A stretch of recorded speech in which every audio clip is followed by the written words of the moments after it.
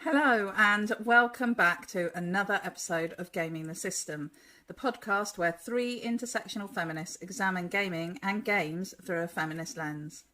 I'm your host for today. I'm Jem, and I'm here with my friends Alex and Matt. So, before we get started, if you want to support us, you can subscribe to our Patreon at patreon.com/gaming the system for some exclusive content, or you can send us a one-off donation via PayPal to our email address, wearegamingthesystem@gmail.com.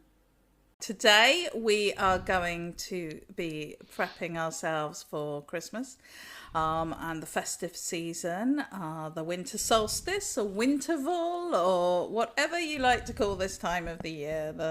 The festive times, I think, is a nice and encompassing name. So we are going to be talking about gift giving with our gamer hats on. But before we kick off, I thought that it might be fun to see what you guys have been up to and what you've been playing recently. Do you want to kick off, Matt? Sure. Or Alex? Yes. I don't mind. I can kick off, yeah. So it was recently a time of gifts for me, being my birthday this week. So Happy birthday, Alex. No, thank you. Thank you.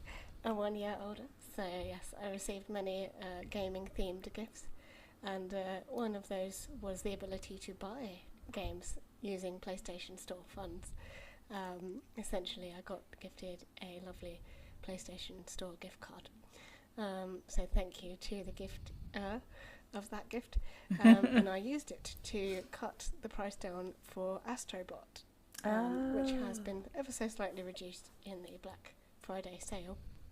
And I've heard a lot of good things about it. Really enjoyed the sort of smaller version of Astrobot when it launched with the PS5. It was a game that everyone could play when they got their PS5s. And I've played a little bit of it. I've played about an hour since I downloaded it earlier today. And I can tell you I'm absolutely loving it so far. It's got all the Astrobot magic, like all of even the controller, the way that it makes noises and it vibrates and the way it feels. I loved it when I played it. Yeah. Not like any other game.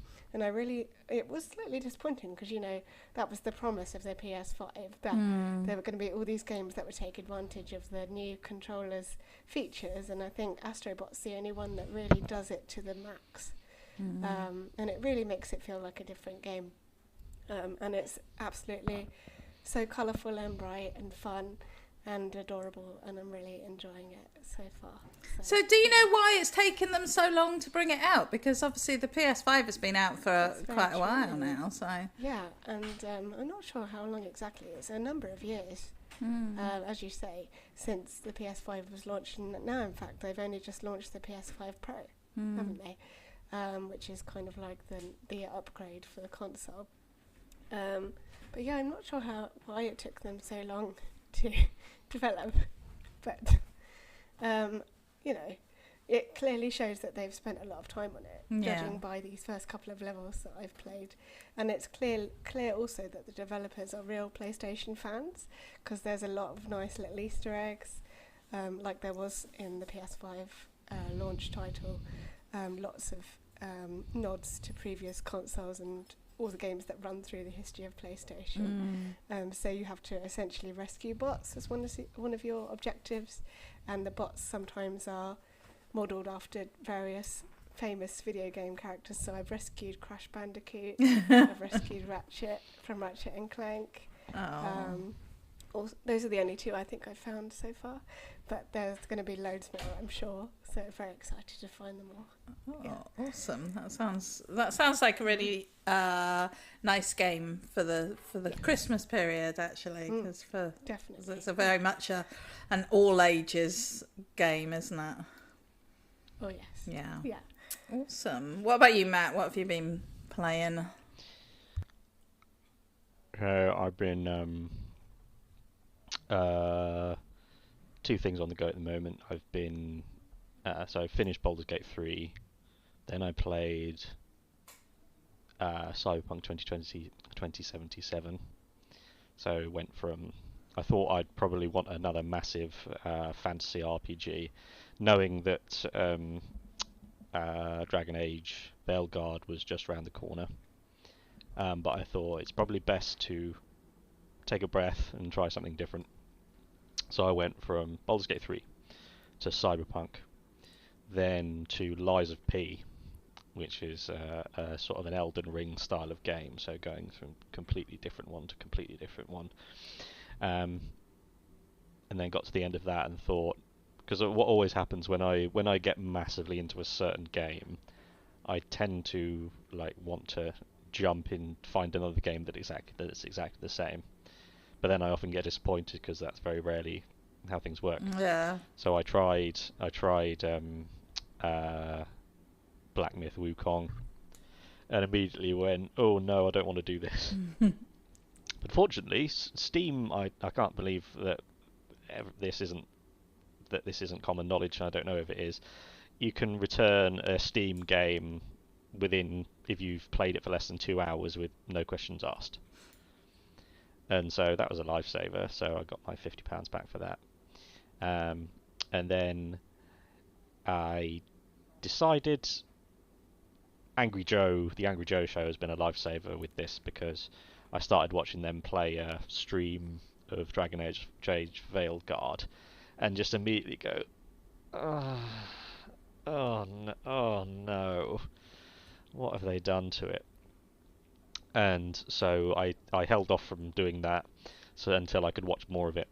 And then I've just finished playing Dragon Age 2. And Dragon Age 2, in terms of like the gameplay and the story and the companions and the romances, it is exactly like Baldur's Gate 3 15 years ago, just with slightly different technology and a bit less, doesn't have the polish that it can have now. But I got the exact same feeling playing this game from 2011 as I did from playing Baldur's Gate 3. And then as I've been watching them play Veilguard while I've been playing this, and just comparing this game from 15 years ago and going, oh my god, what have they done? Oh no. It's devastating. But now I've finished that, and I've now moved on to Dragon Age Inquisition and just started that again, and it's already within 5 minutes. It's so much better. it's so good. It's unbelievable how good it is. So that's what I've been playing for fun. And alongside that, I've finally gotten into playing some of the horror games I need to play. And I've been doing a live playthrough of Alien Isolation in fundraising for a charity called Refuge UK, which is the domestic abuse victim support charity. So I've been grinding my way through that, even though it's really scary. And so I've been practicing streaming so much, and I feel so much more comfortable with it. So that is ticking a lot of boxes for me for well. I'm playing a scary game that I need to get through for my own research purposes. It's an opportunity to raise some money for charity, and it's me practicing streaming as well. So there's lots of games going on at the moment. Yeah. And it's can good. you explain I've been having a good time. how you raise money while streaming? How does that? Is it just that people come and watch and then they donate money because you're being scared, or? So my mindset on it has been that I'm not. That if you've got a massive audience, then you can do like specific things. Whereas I'm just me with we haven't got a massive streaming audience, so and putting pressure on myself to like sort of jump through this kind of imagined hoops, like trying to copy bigger like streamers. So I've literally just said I just have a camera on me talking out loud while I play, because that's what the core of it is. Because if you try and go, right, I'm going to do this and then that and then this and then that as you go through, then I'm just not going to want to start streaming. And the beauty of this, the way that Twitch integrates fundraising, is that there's a website called Tiltify, which you set up a campaign on that, and then you can have all the like widgets and overlays and links and all that jazz automatically comes through Twitch to this organisation. And so you can set that up and just have that running, and then you can just leave the campaign up. So what I've done now is I've recorded myself streaming the entire game, and then we can just leave that up on YouTube. And then if people watch it, they'll be able to just scroll down and look at the campaign for that. So it's literally just practicing having a camera on me, talking out loud, because I don't normally talk while gaming, so that's a very strange thing. It's remarkable what you say out loud when you're gaming that you don't normally notice. So yeah, that's been really good as well. Oh, that's awesome. Yeah, I've watched a little bit. I just think it's just a really interesting and fun thing to do, and I think it's good. A good charity. We will actually be talking about charities that we would like people to think about supporting in our next episode. So stay tuned for that. So what have I been playing? Well, actually, like you, Matt, I've gone back to Dragon Age Inquisition because I think I got about halfway through it, maybe not even that far. I did do a stream of it though. I did stream playing Dragon Age Inquisition when I first played it, right back a couple of years ago, on our, I don't know where it is, somewhere on in the depths of our YouTube, yeah. I'm disappointed to hear what you're saying about Veilguard. I haven't looked into it too much because I thought, well, I'll just get this done, because I was looking at it and thinking, and I'm amazed actually that my very ancient computer was going to be able to manage it. And then Daniel said to me, you really should finish Veilguard, because it's not Veilguard. You really should finish Inquisition because it's so good. And I was sort of like, oh yeah, but it's really old. And after playing Baldur's Gate, am I going to be able to hack it?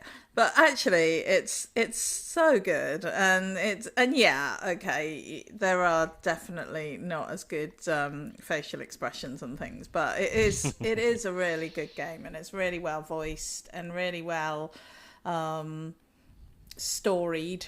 And yeah, I just kind of got straight into it, which is also another good thing, because so many games require such a steep learning curve, and they take you through that when you play it from the beginning. You learn, but then if you have a 3-year break or whatever it is that I've had with this one, you come back, you've forgotten everything, and it's like you don't want to have to go all the way back to the start again. There needs to be some kind of tutorial or practice section, I think, in those kind of games, so that you can just kind of relearn the skills and get back into it. But I haven't had any of that problem with this, mainly because my play style is just hit all the buttons and just hope for the best. So I've sort of been playing a bit of Inquisition, and also playing still a little bit of my Coral Island farmy game, because it's bite-sized, and I can go in and I can just do a day like you do in Stardew Valley, and it's not, it feels like it's contained, which is quite good actually, because those kind of games can sometimes get a little bit what's the word, compulsive. You kind of can't, just one more day, and so it's quite good that it does feel very contained, so it's nice to have a break. But yeah, I'm not sure what next. I've been looking at some of the games that are up for the awards in a few weeks' time, and the Games Awards, and just looking at what's out there, and I'm not really sure what I'm going to go with, but we shall see. So, have you played Dragon Age 2? Do you know what? I think I think I must have, but I have no memory of it whatsoever. So Yeah, it's an absolute banger. It's better than I remember. Yeah. And yeah, I feel like I did. But the problem is everything merges into one when you get to my very great age. No. Anyway, before we go on to what we're going to talk about today, I just wanted to say that not last weekend, the weekend before, so it was the 17th of November, the membership of the Women's Equality Party voted to disband the party. This was done with a lot of tears, and it was a really difficult decision. I was there for the conference on the Sunday, and I have attended a What's Next meeting at the weekend just gone, just to talk about the practicalities of disbanding a national political party.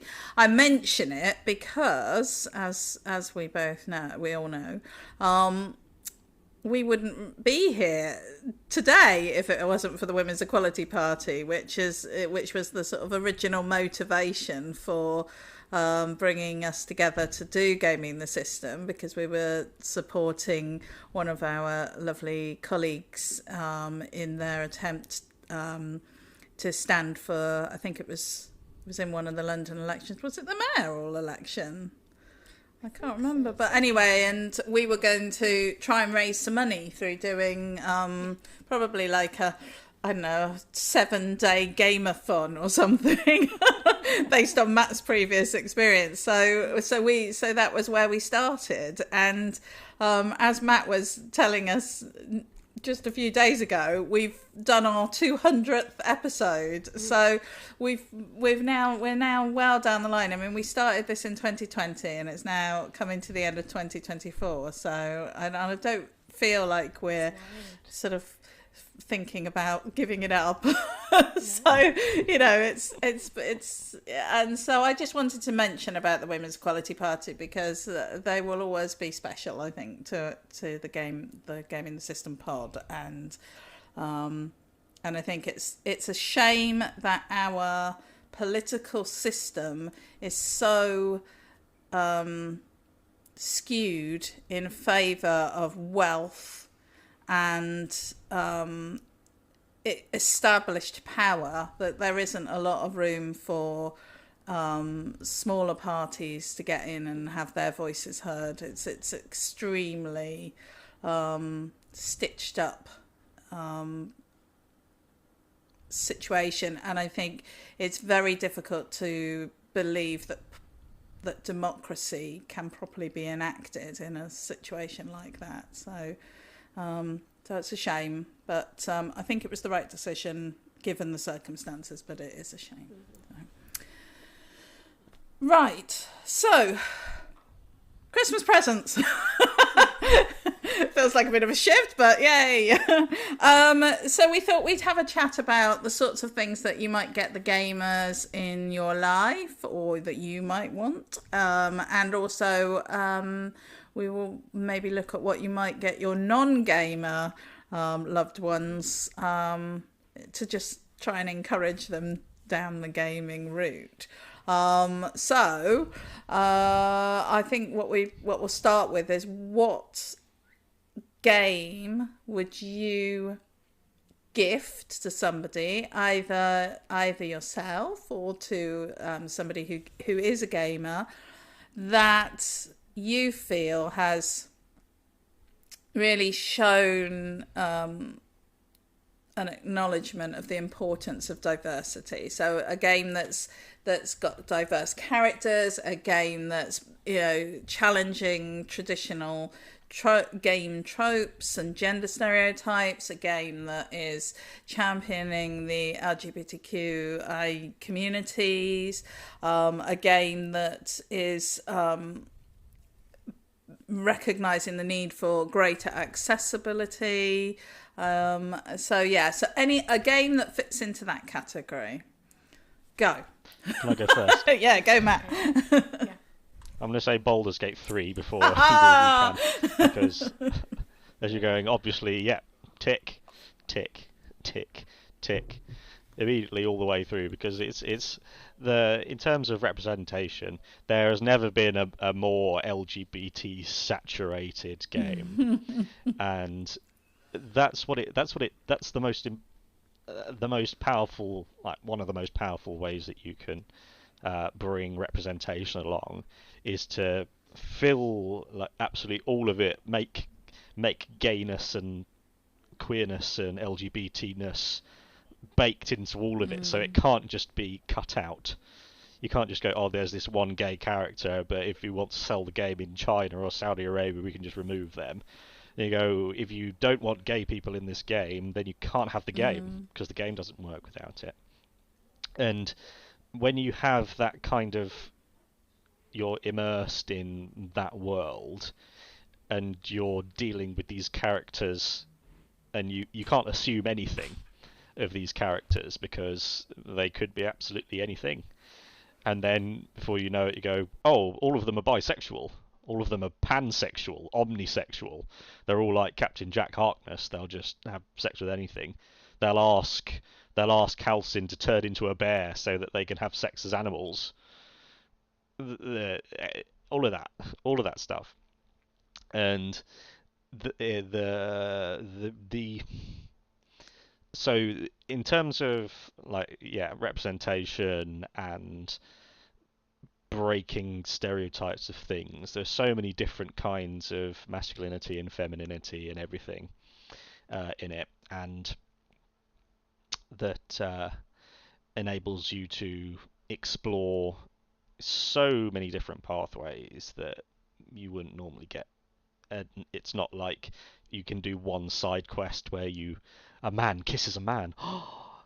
You got an entire endless. You can have sex with two twins at the same time with your partner, and you can have sex with a squid thing, gem, and that's still so funny. And the only area that there doesn't seem to have been any progress that I've seen in the last year is in terms of accessibility features in games. It would have been, Baldur's Gate is a probably 97, 98, 99 out of 100 game. If it did with accessibility features what it's done for the fantasy genre and gaming as a whole, that would put it in the pantheon of greatest games of all time, greatest art pieces of all time. But that's the one area where it doesn't quite pull it off. I'd have to agree there, I think. In terms of that, not necessarily from this year, but I think we've discussed previously on the pod, the real standout game in terms of doing the most that any game has done for accessibility, probably The Last of Us 2, The Last of Us 1 Remastered, but also God of War and God of War Ragnarok are pretty similar levels, I would say, in terms of accessibility. I always remember one of the best episodes we've done with my lovely friend Ross, who was talking about being able to finish a game for the first time without anyone next to him in the room telling him exactly what was happening or where he needed to go or anything like that. He could finish it independently, and that's just absolutely groundbreaking for Ross. But like, you think about the impact of that for all the visually impaired gamers that there are out there, and indeed gamers with any type of disability, that impacts on the way that they play. It's huge. You can't go any higher than that, really. And obviously, like, there's still more that we can do. It's not 100% perfect, but, it just shows the benefits of providing a level of choice in terms of accessibility. Is going to open up the gaming world to so many more people and allow them to have the joy that is gaming. So, and I think those games really stand out. So those Last of Us and God of War are kind of the two that I would recommend right up the top of accessibility. There are plenty of smaller games that have really good accessibility options as well. So yeah, and it's something that game developers are putting at the forefront a little more, hopefully, rather than it being an afterthought or patched in afterwards as well, because that's often what happens. But hopefully now we're moving into an era of more accessible gaming, which I think will be fantastic for everybody. Yeah. What would be the only literally the only downside of, say, like Baldur's Gate 3 and God of War and Last of Us Part 2, the ones that are pushing the boundaries in terms of everything? They're all super duper violent and intense and high level games, Very true. Yeah. which is it's a good thing that they're leading the way in things, but it feels like only for a certain set of people, maybe people who would be happy playing those games or feel comfortable with the topics that they cover, because sometimes the topics can be quite traumatic, especially with The Last of Us. So yeah, finding a game that perhaps is suitable for a wider range of ages that also does all those things, but in a nice, in a sort of I can't think of the word, a non-adult way, I guess, that broaches their topics in like a more wide-ranging way, without shoving it too much in your face, because sometimes when it's too overt, it's like the writing's trying too hard almost. You want it to be like a nice middle ground, don't you, really? Because sometimes it can appear a little bit tokenistic as well, but yeah, and I think that's when it starts to attract criticism from the sort of people complaining about the woke cultures, is when they feel that these adaptations or changes or inclusions are in some way that they don't feel natural, they don't feel part of it, they do feel tokenistic. I think that's when people pick up on it more. I mean, some people are always going to pick up on it. I watched a YouTube earlier of somebody complaining about how so many of the AAA games that have come out this year have all been rubbish because they've been too woke. And their main argument seemed to be that they had women with different body shapes and skin colours. I mean, it was totally misogynistic and racist, and just falling out of this guy's mouth without any kind of awareness of what he was actually saying. I honestly think he probably would be horrified if you said to him, like, you're racist and sexist. But I mean, he was. So yeah, it's interesting, but I do think you're right. I think it needs, in order for it to have genuine depth and impact, it does need to be more than just tokenism. It needs to be more involved. But I think games like Baldur's Gate and Last of Us and God of War do that and have achieved a lot of those things.